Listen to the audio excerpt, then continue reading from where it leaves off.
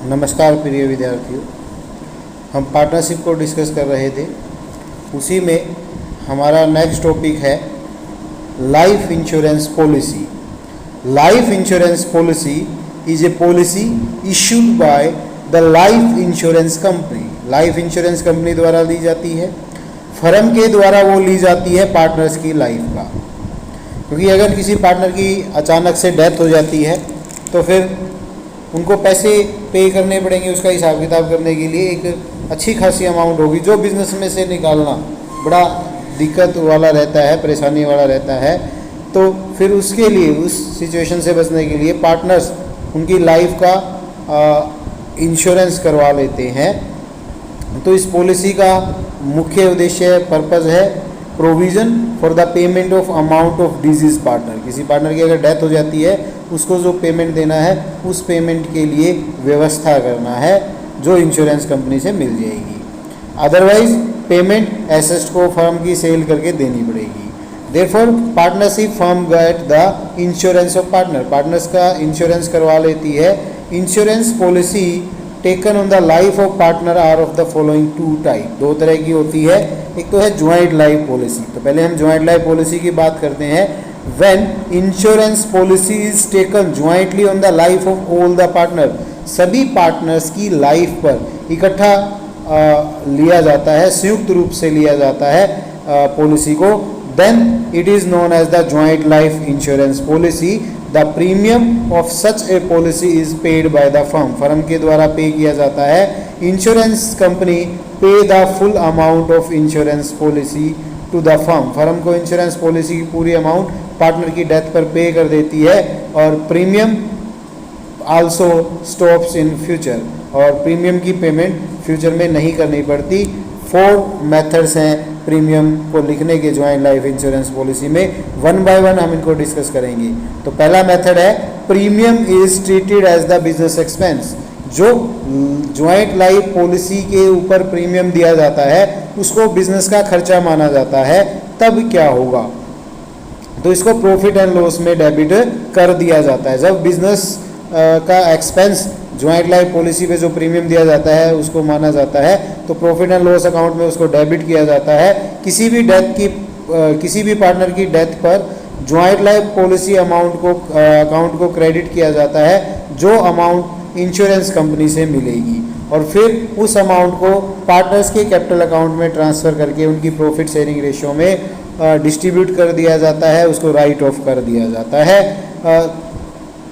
इसमें disease partner को भी वो हिस्सा मिलेगा लाभ आने में। तो क्या एंट्रीज होंगी for making the payment of the premium. जब प्रीमियम की पेमेंट की जाती है तो क्या होता है, joint life policy premium account debit, क्योंकि फर्म का एक्सपेंस है, to bank account amount of premium paid. फिर साल के एंड में प्रॉफिट एंड लॉस में जब उसको ट्रांसफ़र किया जाता है, profit and loss account debit to joint life policy premium account premium transfer. ये एंट्रियाँ, above entry will be passed every year up to the date of maturity. जब तक पॉलिसी मैच्योर नहीं हो जाती, हर साल ये एंट्रियाँ होती रहेंगी। In case of death of a partner और the maturity of the policy, या तो पॉलिसी मैच्योर हो जाए या उससे पहले पार्टनर की डेथ हो जाए, तो फिर क्या एंट्री होगी, इंश्योरेंस कंपनी से हमें क्लेम ड्यू करना है, तो क्लेम के लिए क्या एंट्री हो जाएगी, insurance company account debit to joint life policy account. Insurance claim due on death और मैच्योरिटी, जैसी भी सिचुएशन है, डेथ है या मैच्योरिटी है, तो उस पर जब वो प्रीमियम ड्यू हो गया तो प्रीमियम के ड्यू होने की ये एंट्री हो जाएगी। फिर क्या होगा, जब पैसा आ जाता है इंश्योरेंस कंपनी से, तो bank account debit to insurance company amount of claim received. फिर हम इस क्लेम को डिस्ट्रीब्यूट करेंगे पार्टनर्स में। Joint life policy account debit to all the partners capital account amount of joint life policy transfer to the partners in their profit sharing ratio. तो लाभ हानि ratio में उनके खाते में ट्रांसफ़र कर दी जाती है। This method has the drawback, इसकी कुछ कमियां हैं। It does not disclose the true net profit और loss of the firm. Firm के सही प्रॉफिट या लॉस को नहीं दर्शाता है।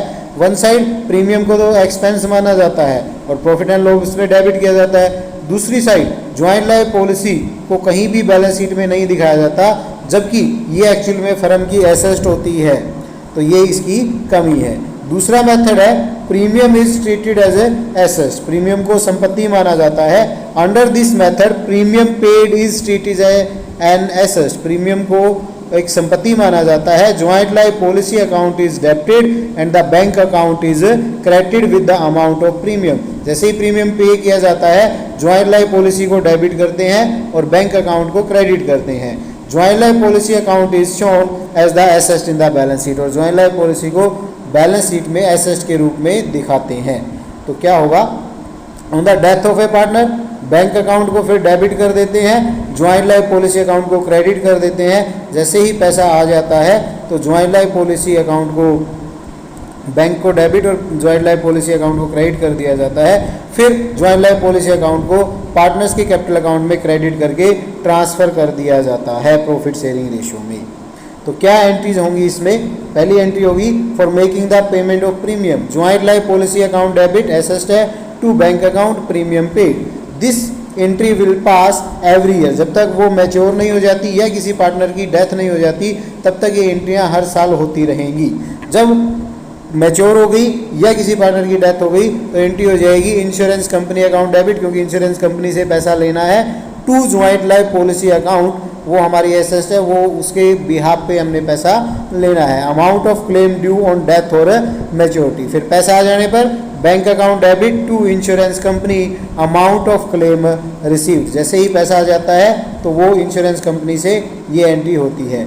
उसके बाद इंश्योरेंस कंपनी से पैसा आ जाने के बाद ज्वाइंट लाइफ पॉलिसी को पार्टनर्स के कैपिटल अकाउंट में ट्रांसफ़र कर दिया जाता है, तो एंट्री होगी joint life policy account debit to all the partners capital account, balance of joint life policy account transfer. This method also has the drawback, ये कंप्लीट अमाउंट को एसेट मान लेता है और बैलेंस शीट में शो करता है, जबकि ऐसा नहीं है। जैसे जैसे टाइम निकलता जाता है हम प्रीमियम पे करते जाते हैं, केवल पॉलिसी की सरेंडर वैल्यू ही हमारी एसेट बनती है, तो पूरी अमाउंट को एसेट मानना भी गलत है और उसका जो सरेंडर वैल्यू तक है उसको एसेट माना जाना चाहिए और उसकी ट्रू पोजीशन ताकि वो शो करे। तो कैसे है, एक सम से इन दोनों मेथड्स को हम समझते हैं।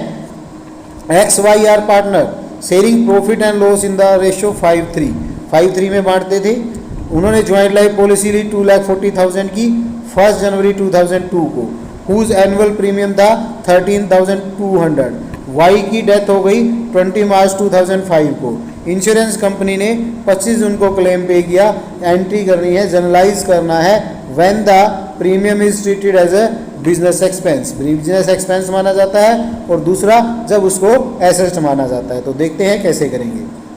पहले हम बात करते हैं when premium is treated as a business expense, business expense माना जाता है तो क्या होगा, 2002 जनवरी 1 को हमने पॉलिसी ली, प्रीमियम पे किया, joint life policy premium account debit to bank account 13,200 insurance premium paid. साल का एंड हो गया, एंड में ये हमारा एक्सपेंस है तो प्रॉफिट एंड लॉस के डेबिट में जाएगा, profit and loss account debit 13,200 to joint life policy premium account 13,200। फिर नेक्स्ट ईयर हमने प्रीमियम पे किया 2003 में जनवरी 1 को, joint life policy premium account debit 13,200 to bank account 13,200। फिर दिसंबर साल के एंड में 31 को हमने प्रॉफिट एंड लॉस में इस एक्सपेंस को ट्रांसफर कर दिया, profit and loss account debit 13,200 to joint life policy premium 13,200।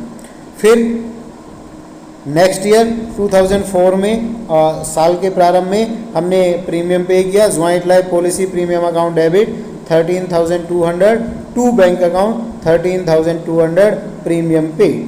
फिर साल के एंड में इसको हमने प्रॉफिट एंड लॉस में ट्रांसफ़र कर दिया, profit and loss account debit 13,200 to joint life policy premium account 13,200 premium transfer to the profit and loss account. फिर नेक्स्ट ईयर हमने प्रीमियम पे किया 2005 में जनवरी 1 joint life policy premium account debit to bank account 13,200। फिर हमारा partner की एक death हो गई तो हमें पॉलिसी ड्यू हो गई, पॉलिसी ड्यू हो गई 20 मार्च को, तो हम क्या करेंगे, इंश्योरेंस कंपनी अकाउंट डेबिट, उससे पैसा लेना है to joint life policy insurance claim due on death.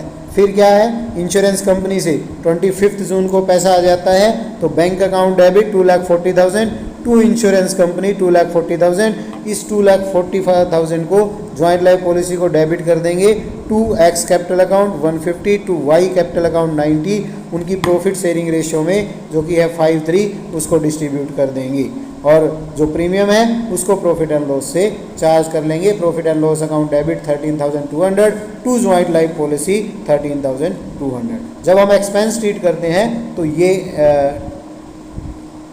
तरीके से हम एंट्रीज करनी है। अब दूसरा मेथड देखते हैं। जब दूसरा उसने पूछा है कि एसेस्ट ट्रीट किया जाता है तो क्या होगा, जैसे ही हमने 2002 में पॉलिसी ली, जनवरी 1 को प्रीमियम पे किया, तो joint life policy account debit to bank account premium pay. फिर 2003 में जनवरी 1 joint life policy account debit 13,200 to bank account 13,200। फिर 2004 में जनवरी 1 joint life policy account debit 13,200 to bank account 13,200। फिर 2005 जनवरी 1 joint life policy account debit 13,200 to bank account 13,200। फिर 2005 में मार्च 20 को डेथ हो गई पार्टनर की, इंश्योरेंस क्लेम ड्यू हो गया, insurance company account debit 2,40,000 to joint life policy 2,40,000, insurance claim due on wise death. फिर 25 जून को हमें बैंक से पेमेंट मिल गया क्लेम की, bank account debit 2,40,000, insurance company account credit 2,40,000। फिर हम इस ज्वाइंट लाइफ पॉलिसी को डिस्ट्रीब्यूट कर देंगे जून 25 joint life policy account debit to X capital account to Y capital account. अब बैलेंस देखेंगे, जो ज्वाइंट लाइफ पॉलिसी का बैलेंस बचता है, क्योंकि कुछ एसेट हम पहले दिखा चुके हैं, 1,87,200 उससे डेबिट कर देंगे, वो उनकी प्रॉफिट शेयरिंग रेशियो में जो कि 5:3 है उसमें डिस्ट्रीब्यूट कर देंगे। इस प्रकार से ये दो मेथड आप करें। आप होप आप लोगों को समझ आया होगा। Thank you very much.